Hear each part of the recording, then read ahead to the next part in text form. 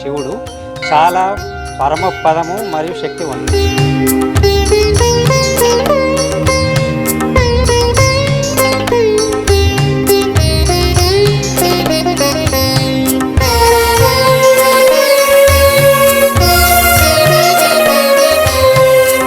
ఓం నమః శివాయ.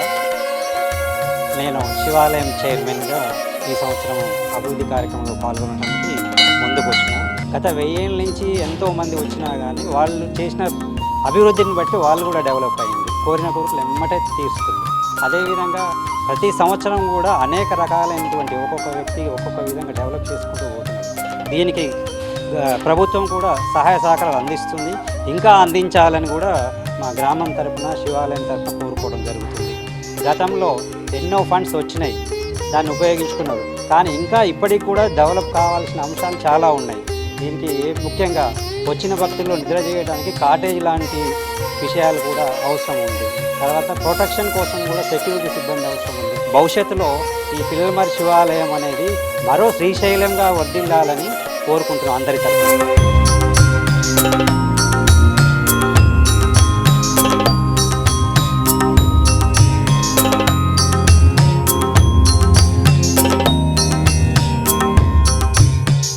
శ్రీ గురుభ్యో నమః. వాగర్ధావివ సంపృక్తౌ వాగర్ధ ప్రతిపత్తయే జగతః పితరౌ వందే పార్వతీ పరమేశ్వరౌ. చారిత్రాత్మకమైన 12వ శతాబ్దపు కాకతీయులు ప్రతిష్ఠించినటువంటి శివాలయాలు నేటి వరకు కూడా విశేష పూజలు అందుకుంటున్నటువంటి సూర్యాపేట జిల్లా అతి చేరువలో ఉన్నటువంటి చారిత్రాత్మకమైన పిల్లలమర్రి శివాలయాల్లో ఉన్నాం. ఈ శివాలయాలు వంశపారంపర్యంగా అనువంశికంగా మా యొక్క వంశస్థులు చేస్తూ వస్తున్నారు. నా పేరు మునగలేటి సంతోష్ శర్మ. ప్రస్తుతం ఈ యొక్క పిల్లలమర్రి శివాలయాల్లో వంశపారంపర్య ప్రధాన అర్చకుడుగా విధులు నిర్వహిస్తున్నాను. ఈ యొక్క ఆలయాల్ని కాకతీయుల కాలంలో గణపతి రాజు యొక్క సామంతరాజులైనటువంటి రేచర్ల నామిరెడ్డి, బేతిరెడ్డి ఇక్కడ 3 ఆలయాల్ని ప్రతిష్ఠించడం జరిగింది.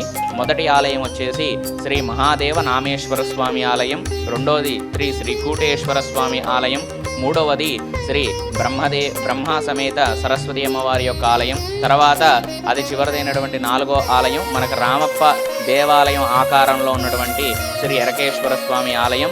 ఈ ఆలయాలన్నీ కూడా కాకతీయులు లక్షల ఎకరాలలో రాజ్యాన్ని స్థాపించినప్పుడు దాంట్లో ఒక భాగంగా, రాజ్యంలో ఒక భాగంగా ఈ ఆలయాల్ని ప్రతిష్ఠించడం జరిగింది. ఇక్కడ ఈ 3 ఆలయాలు కూడా చాలా విశేషమైనవి. కాకతీయుల యొక్క శిల్పకళ ఉట్టిపడే విధంగా ఈ యొక్క ఆలయాలను నిర్మించడం జరిగింది. నాట్యానికి ఎక్కువగా ప్రాధాన్యత ఇచ్చి ఈ ఆలయాలను నిర్మించడం వల్ల ఇక్కడ శివలింగానికి ఎదురుగా నంది ఉండదు. దీన్ని నాట్య మండపం అని చెప్పేసి అక్కడ ప్రతిష్ఠ చేశారు. అంటే మనకి కన్యల మధ్యలో నాట్యం చేస్తూ ఉండగా ఒకవైపు మృదంగం, వీణ ఇవన్నీ వాయిస్తూ ఉంటే స్వామివారికి రాజుగారు స్వయంగా పూజాది కార్యాలు నిర్వహించేవారు. ఇక్కడ విశేషంగా బ్రహ్మసూత్రం అనేది శివలింగం మీద ఉంటుంది. సాధారణంగా అన్ని శివలింగాలు మనకి ప్లెయిన్గా ఉంటాయి. కానీ ఇక్కడ ఉన్నటువంటి నామేశ్వర స్వామి ఆలయంలో మరియు ఎరకేశ్వర స్వామి ఆలయంలో బ్రహ్మసూత్రం అనేటువంటి గీత మనకి కనబడుతుంది. ఈ మధ్యకాలంలో మనకు చాగంటి కోటేశ్వరరావు గారు ఎంతో వైభవంగా ఆ బ్రహ్మసూత్రం గురించి చెప్తున్నారు. అయితే దాని యొక్క అర్థం ఏంటయ్యా అంటే విశేష ఆరాధన ఫలితం అంటారు. అంటే మీరు ఈ ఆలయంలో దాన ధర్మాలు కానీ, పూజలు కానీ, అభిషేకాలు కానీ కనీసం కూర్చొని ఒక 2 నిమిషాలు జపం చేసినా సరే ఇంటూ 1,000,000. అంటే మీరు ఏ పనైనా ఒక్కసారి కనుక చేస్తే మీరు 1,000,000 సార్లు కనుక ఈ పనిని ఆ యొక్క అభిషేకం కానీ పూజని కానీ చేస్తే ఎంత ఫలితం అయితే వస్తుందో ఈ ఆలయంలో మీరు ఒక్కసారి కనుక ఏదైనా పుణ్య ఫలితాన్ని చేస్తే 1,000,000 సార్లు చేసినంత ఫలితం మనకు లభిస్తుంది. ఈ యొక్క ఆలయంలో ప్రతి మహాశివరాత్రికి కూడా 1 రోజు ముందు నుండి 5 రోజులు ఎంతో వైభవపేతంగా జాతర నిర్వహించడం జరుగుతుంది. వివిధ రాష్ట్రాల నుండి, జిల్లాల నుండి కూడా విశేష భక్తజనం ఇక్కడికి రావడం జరుగుతుంది. విదేశాల నుండి కూడా శివరాత్రికి ఇక్కడికి వచ్చి లక్షలాది జనం అందరూ కూడా వచ్చి స్వామివారిని దర్శించడం జరుగుతుంది. 1 రోజు ముందు గణపతి పూజతో ప్రారంభమై శివరాత్రికి అభిషేకాలు, రాత్రి లింగోద్భవ కాలంలో కళ్యాణము, మళ్ళీ తెల్లవారు అంటే 3వ రోజు రథోత్సవము, తర్వాత 4వ రోజు అగ్నిగుండాలు, 5వ రోజు త్రిశూల స్నానం ఏకాంత సేవతో ఈ యొక్క మహాశివరాత్రి ఉత్సవాలు ముగియడం జరుగుతుంది.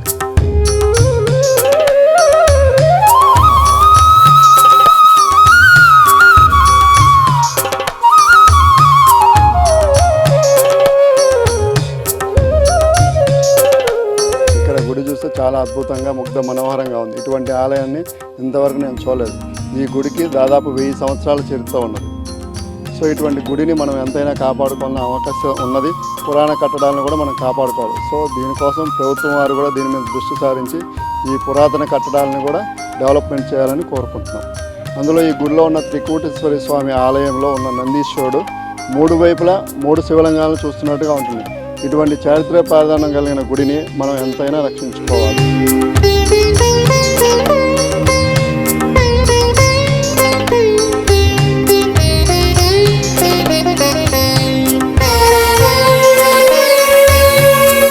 విజయవాడ అదేవిధంగా హైదరాబాద్కు మధ్యలో జాతీయ రహదారికి ఆనుకుని ఉంది కాబట్టి ఈ యొక్క పిల్లలపల్లి దేవాలయాన్ని అభివృద్ధి పరిచినట్టయితే చాలా పర్యాటక రంగంగా అభివృద్ధి చెందే అవకాశం మెండుగా ఉంది.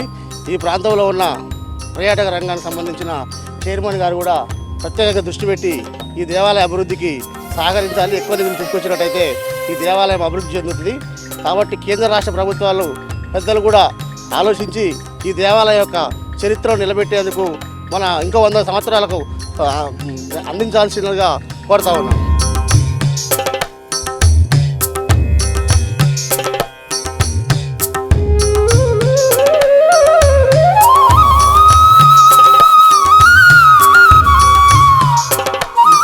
డెవలప్ కావడానికి గవర్నమెంట్ ద్వారా ఏ సహాయం కూడా రావలేదు.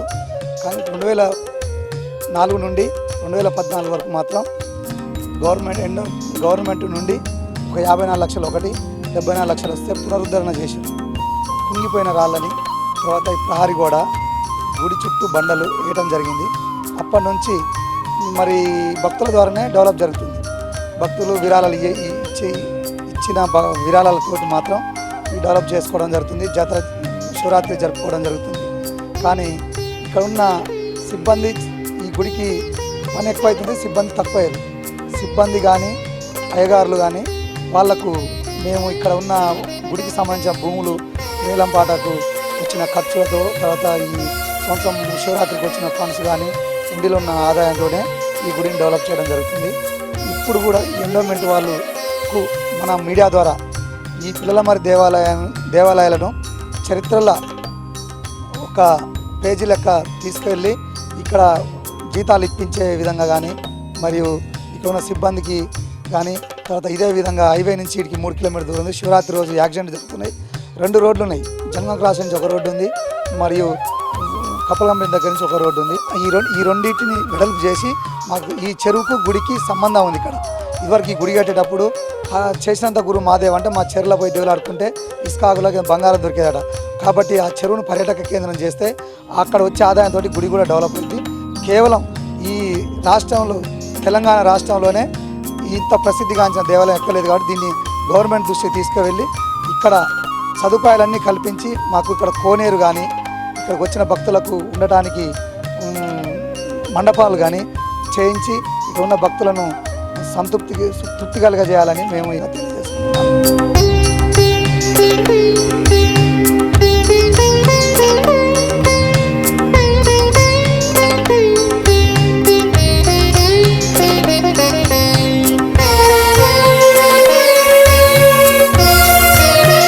శివాలయం, పురాతన శివాలయాలు ఈ మన భారతదేశంలోనే గొప్ప చెప్పుకోబడిన శివాలయం. సంతానం లేని వారికి సంతాన భాగ్యం కలిగిస్తుంది. మ్యారేజ్ కాని వారికి పెళ్ళిళ్ళు, మొక్కు ఏదైతే కోరుకుంటారో ఆ భక్తులకు ఈ కోరికలు నెరవేరుస్తున్నారు. అట్లానే ఈ శివాలయంలో భక్తులకు కావాల్సినటువంటి సదుపాయాలు చాలా తక్కువగా ఉన్నాయి. గత ప్రభుత్వాల్లో ఎవరు ఎమ్మెల్యే ఉన్నా, ఎక్కడ ఏ పార్టీ వారు గెలిచినా మీరు ఇచ్చేస్తామని చెప్పుకుంటూ పోయారు, కానీ ఏమి చేయలేదు. ఈ ఊళ్ళో ఉన్న ఉద్యోగస్తులు, దాతలు బయట వారి నుంచి చందాలు వసూలు చేసి మేము ఇక్కడ శివరాత్రి చేయవలసి వస్తుంది. ఒక మసీదుకు ఇస్తారు, ఒక చర్చికి ఇస్తారు, ఏ ఎమ్మెల్యే ఉన్నా. కానీ శివాలయానికి డబ్బులు ఇవ్వడం లేదు. గవర్నమెంట్ నుంచి ఫండ్స్ లేవా, లేకుంటే ఎమ్మెల్యేలు ఇవ్వట్లేరా? మా శివాలయం మీద చిన్న చూపు చూస్తున్నారు. దయచేసి ఈ మీడియా ద్వారా ఇప్పుడు ఉన్న ఎమ్మెల్యేలు కానీ, ఈ మంత్రులకు కానీ తెలియపరచవలసిందిగా కోరుతున్నాం. అలాగే మాకు ఈ నేషనల్ హైవే నుంచి 3 కిలోమీటర్లు మా పిల్లల మరి ఈ రోడ్డు సరిపోవడం లేదు. శివరాత్రికి యాక్సిడెంట్లు అవుతున్నాయి, భక్తులకు ఇబ్బంది అవుతుంది. పెద్ద రోడ్డు చేయవలసిందిగా కోరుతున్నాం. అట్లాగనే మా శివాలయంలో భక్తులు నిద్ర చేయడానికి వచ్చినా లేదన్నా పెళ్ళిళ్ళు చేసుకున్నా ఫంక్షన్లు చేసుకున్నా ఉండడానికి కాటేజీలు ప్రభుత్వం వెంటనే స్పందించి నిధులు విడుదల చేయవలసిందిగా కోరుతున్నాం. ఇక్కడ ఉన్న పూజారులకు కానీ ఈ క్లీన్ చేసే వాళ్ళకు కానీ జీతాలు ఫండ్స్ మొత్తం ఇక్కడ ఉన్న వచ్చిన భక్తుల నుంచి ఇవ్వడం జరుగుతుంది కానీ గవర్నమెంట్ ఇంతవరకు ఒక్క రూపాయి కూడా ఇవ్వట్లేదు. వెంటనే దేవదేవర దృష్టికి తీసుకోవాల్సిందిగా మీడియా ద్వారా తెలియజేస్తున్నాం.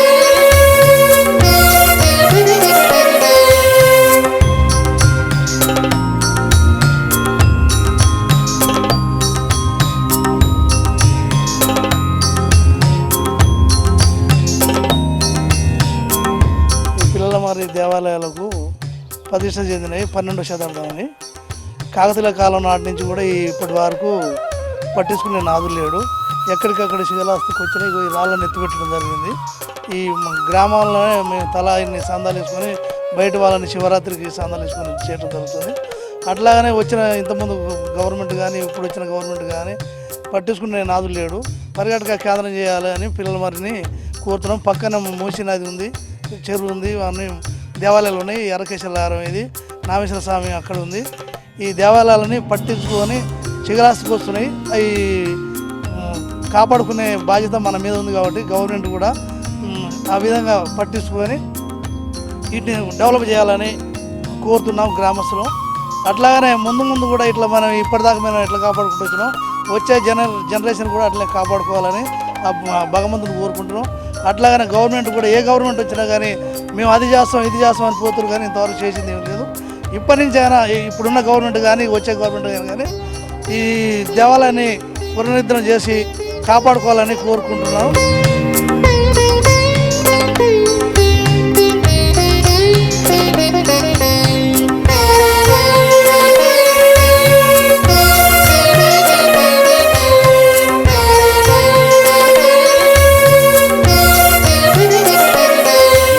మరి అనేటువంటి ఊరికి మంచి పేరున్నటువంటి ఊరు. ఇక్కడ ఉన్నటువంటి దేవాలయాలు ఇప్పుడున్నటువంటి దేవాలయాలు కాదు, ఇది చాలా ఏళ్ళ పురాతన కాలం నుంచి కాకతీయుల కాలం నుంచి ఉన్నటువంటి దేవాలయాలు. కాకపోతే ఈ దేవాలయాల గురించి సరిగ్గా గవర్నమెంట్ వారు కానీ నాకు తెలిసినంతవరకు గవర్నమెంట్ వారు కానీ సరిగ్గా పట్టించుకున్నట్టు అనిపించట్లేదు. ఈ దేవాలయాలను కొంచెం ఇంకా బాగా డెవలప్ చేసినట్లయితే ఇంకా అది కాక దేవాదాయ శాఖ వారు కూడా దీన్ని దృష్టిలో పెట్టుకొని ఎండోర్మెంట్ ద్వారా తీసుకొని మంచిగా డెవలప్ చేస్తే ఈ గుడి చరిత్ర బాగా ఉండే అవకాశం కూడా ఉంటుంది.